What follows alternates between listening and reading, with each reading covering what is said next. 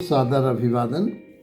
विगत वीडियो डाला गया था कि आपस में नफरत के क्या का ऐतिहासिक कारण हैं और उन ऐतिहासिक कारणों की वजह से आज भी हम एक दूसरे के मन में मिले हुए नहीं हैं, मन से मिले हुए नहीं हैं। उसका कारण क्या है? तो इस्लाम की कुछ रवायतें, कुछ परंपराएं इसको और बढ़ा देती हैं। अगर हम देखें तो मोहम्मद बिन कासिम के आने के कुछ वर्ष पूर्व एक शरणार्थियों का जत्था सिंध सम्राट दाहिर के पास आया था। उसमें अलाफी नाम का जो मुसलमान था उसको इन्होंने बहुत सम्मान दिया। 500 घुड़सवारों के साथ आया था, उसको बहुत सम्मान दिया, उच्च पद दिया और बहुत उसके संरक्षण किया। किंतु जब मोहम्मद बिन कासिम ने आक्रमण किया तो इसी अलाफी से दाहिर ने कहा कि तुम्हें पता है कि ये लोग जो अरब के हैं इनकी सेना का क्या बल रहता है और क्या संगठन रहता है और क्या व्यूह रचना हो रहा है, तुम इसका नेतृत्व करो। तो उसने मना कर दिया था। उसने कहा था आपके बहुत से एहसान मेरे ऊपर हैं, मैं आपका ऋणी हूँ, लेकिन मैं मुसलमान हूँ और एक मुसलमान दूसरे मुसलमान के लिए तलवार नहीं उठा सकता। मैं तलवार नहीं उठाऊंगा।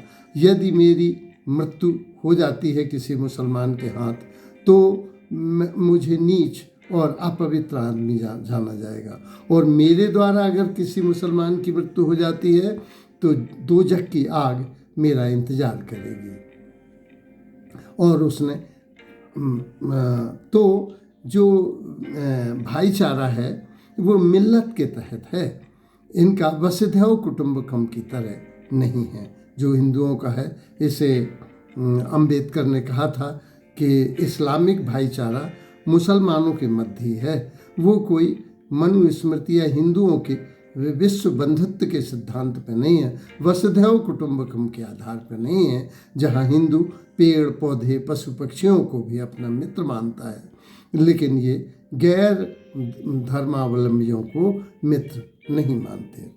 दूसरा उदाहरण आया है कि तो एक परंपरा कि मुसलमान के प्रति न उठाना, ये हिंदुओं को आज भी सालती है। दूसरी, मेवाड़ की महारानी ने दिल्ली के सम्राट हुमायूं को राखी बांधी थी, लेकिन मुस्लिम गुजरात का शासक सुल्तान बहादुर शाह ने जब मेवाड़ पर आक्रमण किया तो उसने महारानी ने राखी पुनः भेजी कि मेरी रक्षा करो। तो जो बहादुर शाह का सेनापति था उसने बहादुर शाह से कहा कि दिल्ली का बादशाह अगर आया तो हमारी हार हो जाएगी। तो बहादुर शाह ने कहा था कि वो हुमायूं इस्लाम की रवायत को जानता है कि जब एक मोमिन काफिर पर आक्रमण करे, भले वो काफिर किसी मोमिन का दोस्त हो, तो वो उसकी मदद के लिए तब आएगा जब तक हम इसको लूट चलेंगे।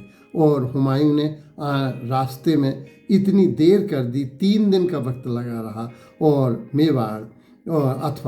मेवाड़ की राजधानी चित्तौड़ 3 दिन तक लुटती रही, जलती रही, और अंत में मेवाड़ की महारानी कर्णावती ने जौहर कर लिया और उसके बाद हुमायूं की फौज आई। तो इस्लाम की ऐसी रवायत कि तो इससे हिंदू लोग नाराज हो जाते हैं। तीसरा, हल्दी घाटी के युद्ध में अगर हम देखें तो इधर से मान सिंह लड़ रहे थे अकबर की तरफ से और उधर से महाराणा प्रताप की फौज थी।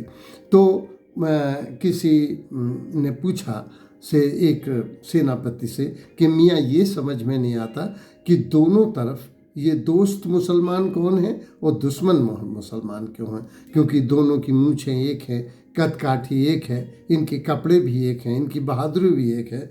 तो मियाँ ये समझ में नहीं आता कि कौन दोस्त मुसलमान है कौन दुश्मन मुसलमान है। तो उसने उसी कहावत को जो इनकी रवायत है उसमें कहा था कि दोस्त मरे या दुश्मन फ़ायदा इस्लाम को होगा। तो सर काफिर का है तलवार इस्लाम की है, फ़ायदा इस्लाम को होगा। तो दोस्ती में भी इनकी रवायतें आड़े आ जाती हैं। और सोमनाथ के मंदिर का तो मालूम ही है कि गजनवी से पुजारियों ने कहा था कि तुम दौलत लूटने आए हो, हम आपको दौलत देते हैं, हमारी मूर्तियों को, मंदिर को भ्रष्ट न करें, तोड़े नहीं। तो मोहम्मद गजनवी ने कहा था कि हम बुत फरोश नहीं हैं, हम बुत शिकन हैं, हम मूर्तियों के व्यापारी नहीं हैं, हम मूर्तियों के भंजक हैं। इससे हिंदुओं का हृदय टूट जाता है। साथ ही इस संदर्भ में ये भी उल्लेख है कि कुरान की कुछ ऐसी आयतें हैं जिसकी वजह से हिंदुओं का मन बिचक जाता है। अगर हम देखें, जो ये आयतें वस्तुतः मदीने में उतरी और युद्ध के समय की हैं, लेकिन आज भी कुछ मुल्ले इनकी गलत तकरीर करके और हम लोगों के प्रति भड़का देते हैं। इससे हिंदुओं का दिल फट जाता है। जैसे उसकी व्याख्या जो काफिर है, काफिर शब्द हिंदू के लिए नहीं कहा गया है, काफिर शब्द कहा गया है नास्तिक के लिए। शिर्क शरीके खुदा ये एक अपराध है। तो इस तरह से उसमें आया है कि अल्लाह काफिरों का शत्रु है, तो वो नास्तिकों का शत्रु है, लेकिन वे बता देते हैं कि वो हिंदू, बौद्ध, ईसाई, यहूदियों सबका शत्रु है, केवल तुम्हारा मित्र है। तो गलत व्याख्या हो रही है। मुसलमानों को ही अपना दोस्त बनाओ जिनका ईमान, मुसलमान माने होता है जिसका मुसलसल है ईमान, जिसका वो है मुसलमान, जो पूरा पूरा ईमान रखता है वो मुसलमान है। लेकिन मुसलमान तो यहाँ जो शरीयत और सुन्नत कर रहे हैं, टोपी और दाढ़ी रख रहे हैं, वो ही मुसलमान हो गए। तो मुसलमानों को दोस्त बनाएं। इससे लगता है कि हमको दोस्ती बनाने से रिजेक्ट किया। ऐसा सूरा 3 आयत 118 में आया है। और अल्लाह काफरों का शत्रु है, ये सूरा 2 की 98 आयत में आया है। काफरों का खुलकर खुदा दुश्मन है। ये आयत 39 के सूरा 22 में आया है। तो इस तरह मूर्तियाँ गंदगी हैं, मूर्ति पूजक नापाक हैं, ऐसा सूरा 9 आयत 28 में आया है। काफिरों का खुला दुश्मन है, सूरा 4 की 101वीं आयत में आया है। ये आयतें आई हैं और इनकी तकरीर भी बहुत गलत ढंग से करती जाती है, जिससे हिंदुओं का हृदय प्रभावित हो जाता है और उनसे बिछक जाता है।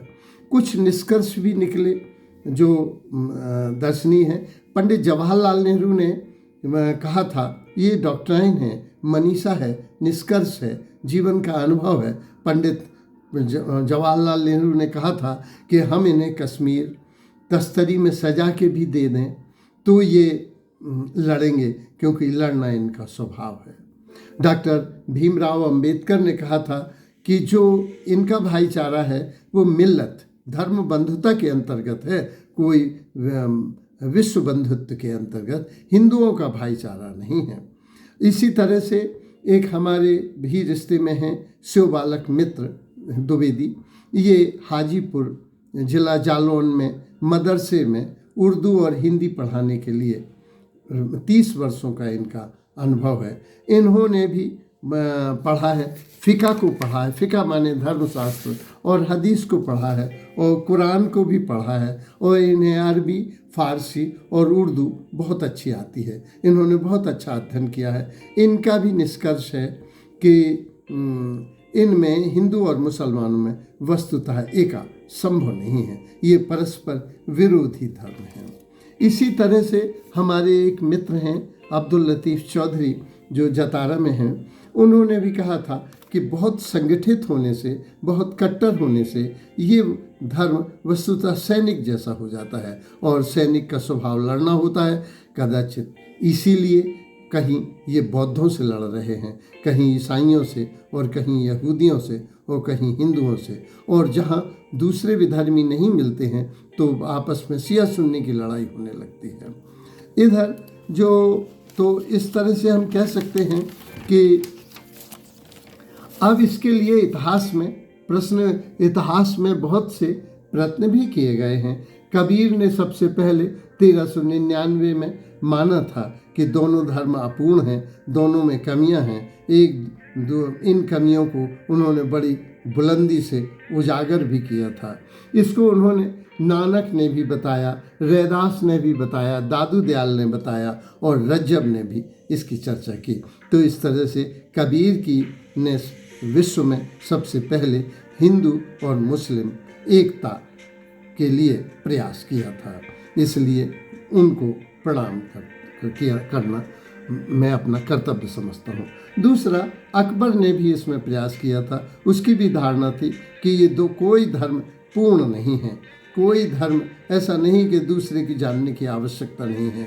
इसलिए उसने एक नए धर्म, दोनों धर्मों से श्रेष्ठता को खींचते हुए दीन इलाही धर्म की स्थापना की थी। जैसे नानक ने भी इस्लाम और हिंदू धर्म को मिलाकर एक सिख धर्म चलाया था, तो इसने भी दीन धर्म चलाया था।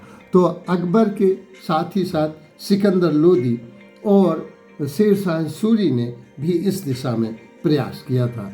इसके बाद जो भारत में विवेकानंद ने भी कहा था कि नए भारत में एक नए धर्म का उदय होगा, वस्तुतः वह हो नहीं पाया, लेकिन उनका भी प्रयास था। रविन्द्रनाथ टैगोर ने भी कहा था कि अगर हम विभाजन की दीवारें खींचते चलेंगे तो आज हम एक राष्ट्र बना लें, एक धर्म का एक राष्ट्र बना लें, तो इसमें भी विभिन्न जातियां होंगी और जातियों के राष्ट्र बनेंगे। तो विभाजन की इतनी दीवारें खिंच जाएंगी कि उनमें सांस लेना मुश्किल हो जाएगा। इसलिए हमें एकता के साथ रहना चाहिए। आचार्य रजनीश ने भी कहा था कि हिंदुस्तान बहुत प्रगति करेगा, लेकिन अगर वो हिंदू और मुस्लिम की मूर्खताओं से अलग रह सके। लेकिन ये बड़ी भयावह समस्या है, इनको एक करना। गांधी जी ने भी माना था, इस दिशा में गांधी ने भी प्रयास किया था और कदाचित इसलिए 55 करोड़ रुपया दिलाया था, आधी सेना दिलाई थी, भूमि का बंटवारा हुआ था और गॉडसे नाराज भी कदाचित इसीलिए हो गए थे। नेहरू जी ने भी इस दिशा में प्रयास किया, लेकिन ये सभी प्रयास असफल रहे। ये बात अपने आप में निर्विवाद है। मैं भी कह सकता हूँ कि हिंदू या सनातन धर्म या हिंदू धर्म एक उदार धर्म है, जबकि इस्लाम एक कट्टर धर्म है। तो ये जो कट्टरता का प्रारंभ है, क्योंकि बहुत कुछ कांग्रेसियों ने इसमें मलहम लगाया था, इस इतिहास को छिपाया था। बहुत से दर्द, चाहे वो कश्मीर पंडितों का हो या केरल वासियों का हो, बहुत से दर्द या संभल का दर्द हो, बहुत से दर्दों को पी भी गए थे। लेकिन ये कट्टरता की शुरुआत वस्तुतः इस्लाम से ही प्रारंभ हुई।